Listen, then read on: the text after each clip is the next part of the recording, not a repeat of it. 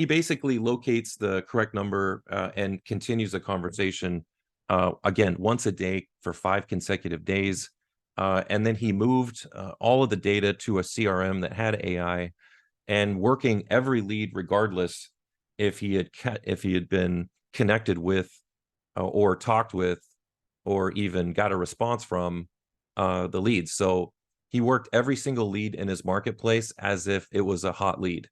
And that kind of attitude is a winning attitude, and I really love that, because that's also aligned with what we do here. Is we work every single lead as if it is a hot lead. So I suggest you do the same. Move the data into a CRM with AI, start working those leads regardless, and start really nurturing all those conversations, all those leads aggressively. So best practices: send them something without them asking. And this was probably the most interesting thing that I actually got from Colin's presentation is he sends a postcard that's got an actual roadmap of the 8 ways that you can save the house. He also sends a text message. He actually calls them as well, has that conversation about how to save their house, knowing that that a majority of them can't save their house. So a little bit of reverse psychology here. Put the best seller's interest in front of his. He's not too pushy, because he knows that that doesn't work with this category. All right, with this category, pushy doesn't win. But if selling is their best option, which we all know is their best option, but they have to come to that realization on their own, then you lead them to figuring that out. Don't just tell them, let them lead themselves to that point, because that's really their best option. So obviously you got to build the trust and credibility. You got to be consistent. And so there's a lot going on here for a 27-year-old to do 40 transactions of foreclosures just this year. And that's just in the first, 9 months of the year. So I want you guys just to sit back for a second and really think about this.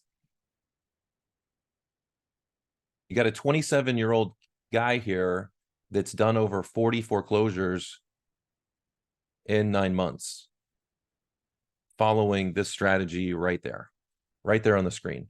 So, I've got all of his slides. I know, he shared everything. He shared all the text messages, all the voicemail drops. He shared everything. It was so fascinating to me that in this conference they were sharing everything, which is very unusual in the real estate business. A lot of people like to hide things. So this was very interesting to me. All right. So obviously, the ways that this really happens and the common objections you're going to get here is that obviously they're going to want to try to reinstate the loan. Most banks will not allow this to happen. And if you want to reinstate the loan, you're going to have to come clean and catch up on all the arrears, plus the interest and penalties, plus all of their additional fees. Usually there's escrow, or there's trustee fees. Sometimes they have legal fees. So really there's a lot of work here that generally just doesn't happen. I mean, in the big picture, this is less than 10% of the cases will reinstate the loan. Obviously the homeowners are going to say that they're going to want to do a loan mod.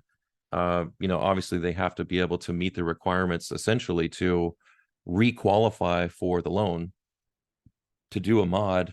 Filing bankruptcy, this is a long-term commitment. And the truth is that most people who are late on their mortgages, when they go into bankruptcy, then they're also going to have a foreclosure. So that's worse. Having a bankruptcy and a foreclosure together on your credit is no bueno. All right. So listing with an agent, obviously we've done a lot of these deals. We've done in the past. I mean, hundreds and hundreds and hundreds of these we've done. So, if they're listing with an agent, make sure that they're going to be working with an experienced agent that really knows what they're doing here. And then also other investors, are they really legit? Think about if they give you an objection that they're going to be selling to an investor or selling to a family member, are they legit? Challenge them there, because obviously there's a particular type of buyer that's going to buy a foreclosure, and that's a pretty narrow target. So If you have any questions about the foreclosure section, I'd love to help you. So reach out to me. I'll be able to give you more information about the all the foreclosures that are coming. If you Google again foreclosures, pre-foreclosures, they're increasing across the country, and I want you guys to be ready and skilled, and I want you guys working these leads, because obviously there's going to be less deals next year. This is going to be a good source for you to be able to focus on.